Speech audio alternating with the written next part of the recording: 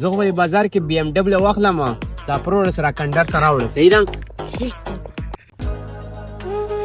ما خو په خپل هم 3 ورځې ډوډۍ نه ده خوړلې او کور ماشومان هم ډوډۍ نه ده خوړلې والله پاک راباندې ډېر رحم مه کوه چې پیسې راله راکړې اوس پکې کور ته چې نه ویسم ماشومانو له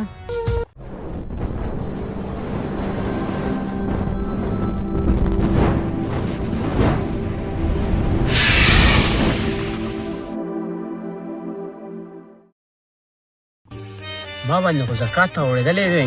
او دا پیسې مې بیلې کړې دي خو چېرته یو خوار فقیر والا ګورم چې زکات والا ورکړم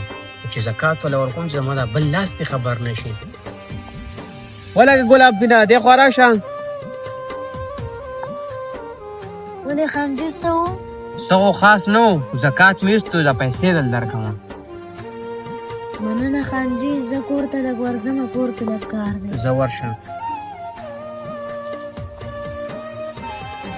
ما خو په خپل هم 3 ورځې ډوډۍ نه ده خوړلې او کور ماشومان هم ډوډۍ نه ده خوړلې والله پاک راباندې ډېر رحم مه کوه چې پیسې راله راکړې اوس پکې کور ته چې نه ویسم ماشومانو له دې زر کور ته لاړ شم چې وړوله پیسه ویسم د ولږې له مړه نه شي ګلاب دین له خو مې د زکات پیسې ورکړی په ما خو زکات ډېر کېږي یو کس نیم بل هم ګورم چې زکات والا ورکړم داسې ورځم که چېرته خوار فقیر ملنګ راله په لاره راشي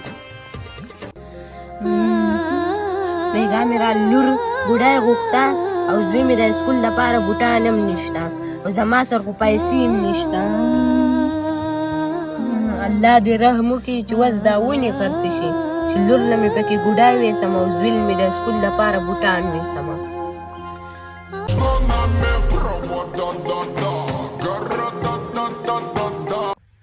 خوار فقیر ملنګ ګورم چې دا پیسې والا ورکوم زکات هله یو خدا دی دا خو ځان له جاړي سر تندې ویدله ورځم دا راته مجبوره ښکاري مشره ځکه پریشانه یم کور کې مې کچه لور دا رال ګوډۍ غواړي او زوی مې دا بوټان غواړي او پیسې را سره هم نشته واقعي دا خو راته مجبوره ښکاري دا پیسې دله ورکوم بایي تاسو مه خفه کېږئ ما څه زکات ایستی دی زکات دا پیسې دي دا والی او کور ته پې سودا ویسئ ماشومان له پې سامان ویسئ مننه برو چې تا زما دومره مدد وکړو اوس به پې کور ته سودا ویسمه وړوله A few moments later. یو دوه کسان له خو مې زکات ورکړو د زکات دا پیسې مې وړیم دي یو کس ګوره نور ګورم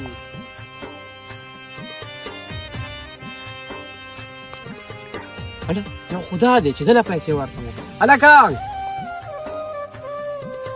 رور څنګه یې ښه ما ته هم څه وي رور السلام علیکم وعلیکم سلام وعلیکم سلام رور نور خو مې څه نه وې د زکات دا لږې پیسې دا سره قبولې کړئ مهرباني یار الله در سره ښه وکړه زه بېزیده پاڼې کوز نه لاړم ښه الله په امان یاره دا پرور راته پرته ده او مزدوران نشته دې له مزدورو ګورم هلکه چل چې زکات ورکړې په هغو باندې به دا کار وکړم که نه کس ډېره مهرباني چې ما له پیسې راکړې ماشومان خو مې د مرګ نه بچ شوه هله یو خو دا دې را روان دي دله خو هم ما زکات ورکړې هلکه دې خوا راشه نو خانجي سم وې او که نه یاره لږ تا وې دا پروړه وړل پکار دي خان وی به شو که نه څه شو کنډر ته او څنګه کنډر ته دا پروړه زر راوړه ښه زه خو به بازار کې بي ام ډبلیو واخلم دا پروړه سره کنډر ته راوړه صحیح ده 3 hours later. خان هغه کار خو مې ختم کړو چې پیسو پسې ورشم بي ام کینګ خو نن سبا په ټرینډ کې دغه ډېرې ښکلې ښکلې ویډیوګانې جوړوي خان اپروډ خو مې کنډر ته ویوړه ما وی پیسې ورله کړې د څه پیسې تا له خو ما بله ورځ پیسې درکړې خان هغه ته مال د زکات پیسې راکړې چې مزدورۍ پیسې خو درال نه وې راکړې دغه پیسې یو پېرې مې درکړې نورې پیسې خو زما سره نشته مړه خان بس څه به نه وایم دا عجیبه خلک دی یاره چې د زکات پیسې په مزدورۍ کې خرڅوي السلام علیکم. وعلیکم سلام. زما خو د نوسی سنت دی نو دا ویزه مې اخیسته، ویزه خو نه خرڅوي. ولې نه خرڅومه؟ دا په څو ده؟ دا په 50,000. 50 پرېږدوم، 40 په له درکمه، 20 په له وس درکمه او 20 مې لا بله ورځ درکړې وی. د شیشې 20 ته بله ورځ راکړې وې. کله؟ هغه بله ورځ و. زکات هغه؟ او که نه اب کې کټ کا که نه. خو تا ویوه زکات دی،